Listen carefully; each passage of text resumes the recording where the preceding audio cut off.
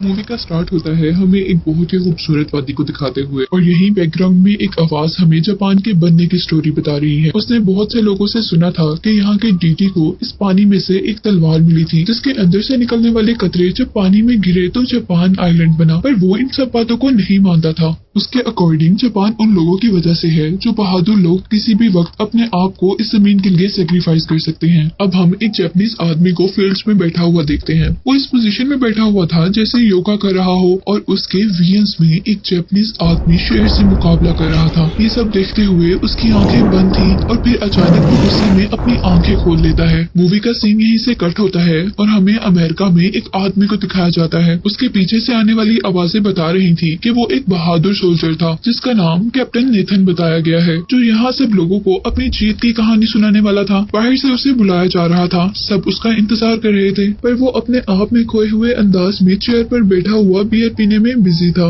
अब नेथन के बारे में बताने वाला आदमी उसके पास आता है और उससे कहता है कि मैं तुम्हारी इन आदतों से तंग आ चुका हूँ और कल से तुम काम पे मत आना और ये तुम्हारी आखिरी परफॉर्मेंस होगी। जिससे हमें पता चल रहा था कि नेथन अब एज अ परफॉर्मर काम कर रहा है और वो लोगों को एंटरटेन करने के लिए अपनी ही स्टोरी सुनाता है। जबकि काम से निकाल दिए जाने के बाद आज उसकी लास्ट परफॉर्मेंस है और अब वो स्टेज पर जाकर कहानी सुनाना शुरू करता है। वो बताता है कि मेरे हाथ में जो गन है इसने बहुत से मुल्कों को जीतने में हमारी मदद की है और साथ ही वो अपने साथ मरने वाले सोल्जर्स की भी स्टोरी सुनाता है। और फिर अचानक वो ये बताना शुरू कर देता है कि उसकी गन कैसे काम करती है। सब लोग एकदम से शॉक हो गए थे क्योंकि नेथन अब अपनी गन लोड कर रहा था और गन लोड करने के बाद वो इधर उधर अपनी गन को चला भी देता है, ये सोचे बगैर कि वो यहाँ पर किसी भी आदमी को लग सकती है। लकीली किसी को भी कुछ नहीं होता और नेथन क्राउड में अपनी गन फेंकता हुआ वहाँ से बाहर चला जाता है। नेथन की बैकग्राउंड स्टोरी ये थी कि वो एक अमेरिकन सोल्जर था जो कि इंडिया में ब्रिटिश गवर्नमेंट के साथ था और उसने अपने कैप्टन के कहने पर कुछ बेकसूर इंडियंस को मार दिया था, जिसका रिग्रेट उसे आज भी था। इसीलिए उसने अपनी आर्मी से जॉब भी छोड़ दी थी और अब वो एज ए परफॉर्मर काम कर रहा था, लेकिन आज उसे यहाँ से भी निकाल दिया गया था। अब यहाँ वो जैसे ही उस बिल्डिंग से बाहर निकलता है तो उसे एक बूढ़ा आदमी मिलता है जो उसे देखते ही क्लैप करना शुरू कर देता है। नेथन शायद उस ओल्ड मैन को पहचान गया था और वो उसे देखकर सोचता है कि क्या ये आज तक जिंदा है। वो ओल्ड मैन बहुत ही फ्रैंक वे में नेथन के गले में हाथ डालता है और उसे साथ लेकर चलते हुए एक जॉब ऑफर करता है। अब नेथन उससे जॉब के बारे में पूछ रहा था कि वो जॉब है कैसी, लेकिन वो ओल्ड मैन सिर्फ इतना ही कहता है कि ये जॉब खास तुम्हारे लिए ही बनाई गई है। और अब वो ओल्ड मैन उसे लेकर एक रेस्टोरेंट में आता है। रेस्टोरेंट में उसे अपने पुराने कैप्टन के साथ साथ जो कि अब कर्नल था, एक जापानीज कर्नल को भी दिखाया जाता है और उसे यहाँ पर इसलिए बुलाया गया था कि जापानीज कर्नल चाहता था कि नेथन उनके सोल्जर्स को ट्रेनिंग दे, जिस काम के लिए उसे बहुत से पैसों की ऑफर की गई थी। नेथन एक मिनट के लिए वहाँ से उठकर चला जाता है और अब अमेरिकन कर्नल उसके पीछे आकर पूछते हैं कि बुराई क्या है, कितनी अच्छी तो जॉब है। और वो कहता है कि मैं $500 के लिए किसी बेकसूर को नहीं मार सकता, लेकिन हाँ शायद मैं तुम्हें मारने के लिए एक पैसा भी ना लूं। और यही कहते साथ वो जॉब भी एक्सेप्ट कर लेता है। जिसके बाद हम नेथन को अब जापान के सी पोर्ट पर देखते हैं जहाँ उसे एक ब्रिटिश ट्रांसलेटर मिलता है। वो उसे बता रहा था कि जापान के प्रेसिडेंट ने जापान की प्रोग्रेस के लिए दूसरे मुल्कों से जापान में बहुत से आर्किटेक्ट्स, इंजीनियर्स, डॉक्टर्स बुलाए हैं और अब वो जापान के लिए एक अच्छी आर्मी बनाना चाहते हैं और उस आर्मी के सोल्जर्स को ट्रेनिंग देने के लिए उन्होंने कई मुल्कों से वॉरियर्स बुलाए हैं,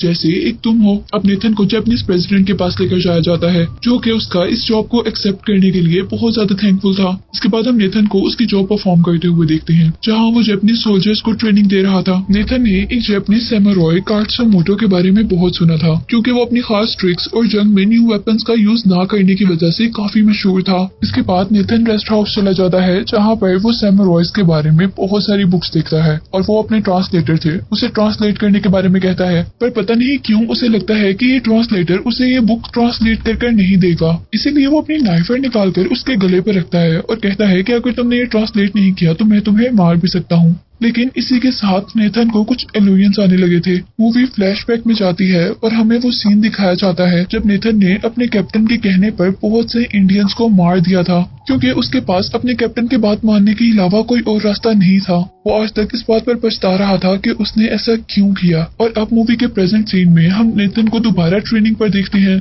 यहाँ वो अपने साथी से कह रहा था कि मैं इस बात पर खुश हूँ कि सभी सोल्जर्स बहुत ज्यादा मेहनत कर रहे हैं और प्रोग्रेस भी कर रहे हैं। वो कहता है कि मोस्टली सोल्जर्स को गन्स चलाने आ गई हैं और इसी के साथ अब वो एक सोल्जर के पास आता है और उसे खुद गन पकड़ना सिखाता है। इसी सब के दौरान वहाँ पर जापानीज कर्नल आकर उसे बताते हैं कि जापानीज सैमुराई जापानीज गवर्नमेंट से बगावत कर रहा है। हम उसके एरिया में ना तो फ्रीली जा सकते हैं और ना ही फ्रीली मूव कर सकते हैं। कर्नल चाहते थे कि वो लोग सैमुराई से लड़ें और उस स्पेसिफिक एरिया को क्लियर करवा दें जहाँ पर उन्हें रेलवे ट्रैक बनाना था। पर नेथन का कहना था कि अभी तो हमारे सोल्जर्स बिल्कुल भी रेडी नहीं है। पर कर्नल जिद पर अड़ जाता है और कहता है कि सैमुराइज के पास एक भी राइफल नहीं है, उनके पास सिर्फ बोस एंड एरोज हैं जिनसे वो हमारा मुकाबला नहीं कर पाएंगे। और यहाँ नेथन कहता है कि हमारे सोल्जर्स तो डिफेंस और अटैक के लिए भी तैयार नहीं है। और अपनी बात को प्रूव करने के लिए अपनी जान को खतरे में डालकर वो एक सोल्जर से कहता है कि मुझे गोली मारो, नहीं तो मैं तुम्हें मार दूंगा।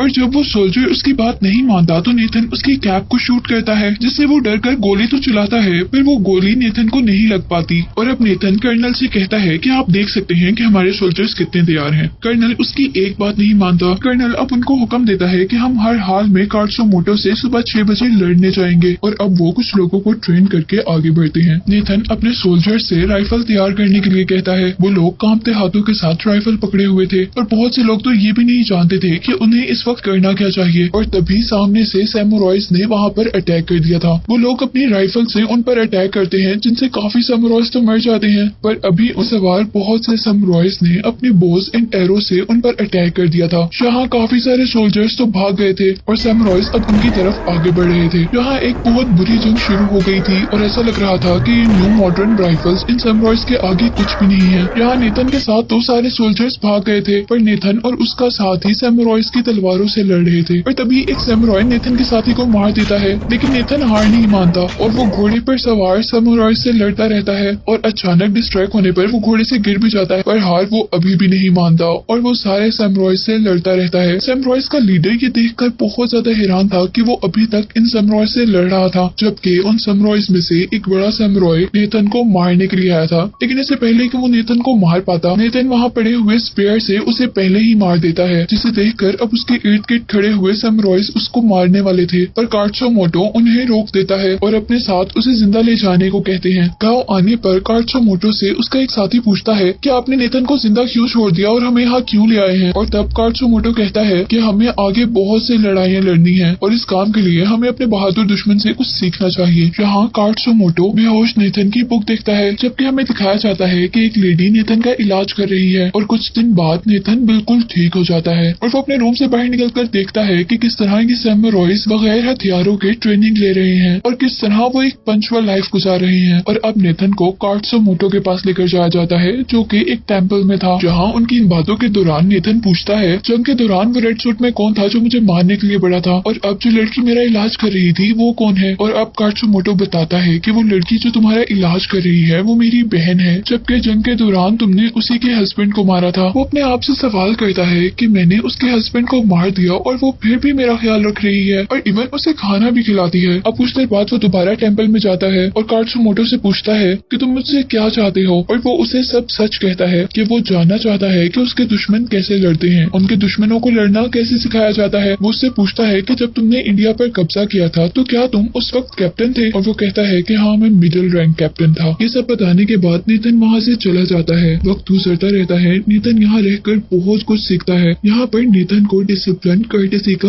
असल मतलब पता चला था। वो देखता है कि लोग कैसे एक दूसरे की मदद करते हैं और कैसे वो लोग मिलकर ट्रेनिंग करते हैं। और यहाँ पर उसने सैमुराई का मतलब भी सीखा था, जिसका मतलब था खिदमत करना, जो कि वो सच में बहुत अच्छे से जानते थे। यहाँ पर नेथन एक बच्चे से कुछ जापानीज वर्ड भी सीखता है। रात में वो गाँव वालों के साथ एंजॉय कर रहा होता है कि तभी कुछ असैसिन्स उन पर अटैक कर देते हैं और अब नेथन गाँव वालों के साथ मिलकर उनसे लड़ता है। लेकिन तभी एक असैसिन नेथन को मारने वाला था और तभी उसे बचाने के लिए एक बच्चा वहाँ पर आता है, जिस बच्चे से नेथन की काफी दोस्ती थी और वो उसी लेडी का बेटा था जो लेडी उसका ख्याल रखा करती थी। वो बहुत ही बहादुरी का मुजाहरा करते हुए अपने फादर की स्वॉर्ड पकड़ता है और नेथन को बचा लेता है। यहाँ पर नेथन भी एक चाकू पकड़कर अपने दुश्मन को मारता है और दूसरे हाथ से उस आदमी को मारता है जो कि बच्चे को मारने वाला था। और अब नेथन और कात्सुमोटो दोनों मिलकर उन असैसिन से लड़ते हैं और उनको हरा देते हैं। अब नेथन का ख्याल था ये हमला जो हुआ है वो जरूर कात्सुमोटो को मारने के लिए जापानीज कर्नल ने करवाया है। अब क्योंकि नेथन सैमुराइज की हेल्प कर रहा था, इसीलिए कात्सुमोटो भी उसे अपना फ्रेंड मान लेता है। और जब कात्सुमोटो और नेथन बातें कर रहे होते हैं तो कात्सुमोटो उसे बताता है कि अगर जापान के प्रेसिडेंट चाहते हैं कि वो उसको मार दें तो वो आसानी से अपनी जान दे देगा और ये गांव भी छोड़ देगा। लेकिन तब नेथन कात्सुमोटो को बताता है कि असल में प्रेसिडेंट सैमुराइज के खिलाफ नहीं है, जबकि उनको ये सब करने पर जापानीज कर्नल ओकोमोरा फोर्स कर रहा है। और इसी के साथ कात्सुमोटो कहता है कि हम रिबल नहीं है, अगर प्रेसिडेंट हमें कहे कि हम लोग ये गांव छोड़ दें तो हम ये गांव छोड़ देंगे। इसके बाद हम देखते हैं कि सैमुराइज ने नेथन को छोड़ दिया था और अब वो इस ट्रेनिंग कैंप में था जहाँ पर वो लोगों को ट्रेन करने के लिए पहले लाया गया था। जबकि दूसरी तरफ हम कात्सुमोटो को प्रेसिडेंट से मिलते हुए देखते हैं। यहाँ कात्सुमोटो नोटिस करता है कि असल में प्रेसिडेंट बुरे नहीं है और जापान में जो मॉडर्न चीजें इंट्रोड्यूस करवाई जा रही हैं वो भी प्रेसिडेंट के कहने पर नहीं करवाई जा रही। और क्योंकि प्रेसिडेंट बहुत यंग है इसीलिए लोग उन्हें प्रेसिडेंट तभी मानते हैं जब वो लोगों की बात माने। और अब प्रेसिडेंट कात्सुमोटो से पूछते हैं कि मुझे लोगों को बचाने के लिए क्या करना चाहिए, जिस पर कात्सुमोटो का कहना था कि हमें यहाँ पर आजादी से रहने दिया जाए। इसके बाद हम नेथन को देखते हैं जो कि जापानीज कर्नल ओकोमोरा के पास था। ओकोमोरा उससे पूछता है कि सैमुराइज कैसे रहते हैं, उनको कैसे ट्रेनिंग दी जाती है, क्या तुम हमें उनके बारे में कुछ बता सकते हो। और नेथन उन्हें कुछ भी बताने से इनकार कर देता है,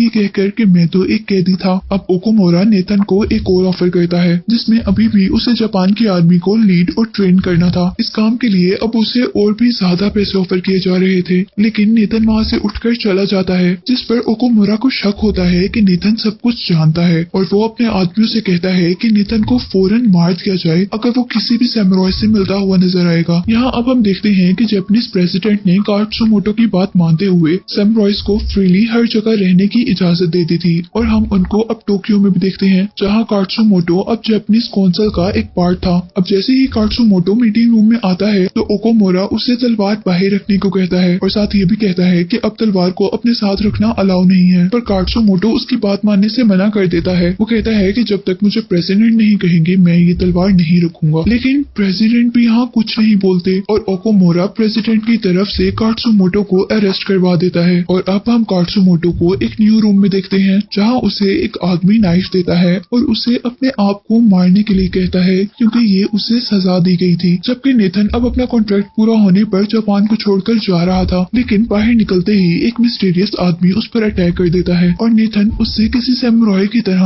अपना डिफेंस करता है। ये सब करने के बाद उसे खुद भी फील हुआ था कि वो एक सैमुराई बन गया है। अब यहाँ हम देखते हैं कि नेथन कात्सुमोटो को बचाने के लिए आता है और उसके पास आने पर उसे कहता है कि हमें यहाँ से चलना होगा। वो लोग जल्दी से वहाँ से बाहर निकलते हैं पर वहाँ से भागते हुए कुछ लोग उन